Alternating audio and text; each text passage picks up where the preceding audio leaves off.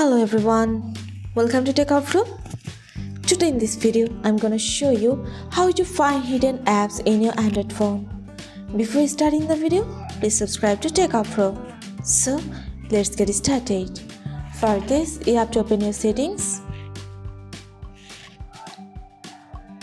Now scroll down. Click on Security. Scroll down.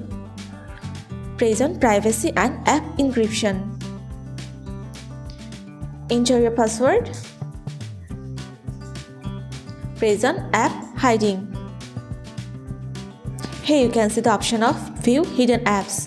You just have to turn on the button to find hidden apps in your Android phone. That's it. So this is how to find hidden apps in your Android phone. So guys, that's it. You can do this. I think this video is very helpful to you. If it was, then give a thumbs up and hit the subscribe button. And thanks for watching.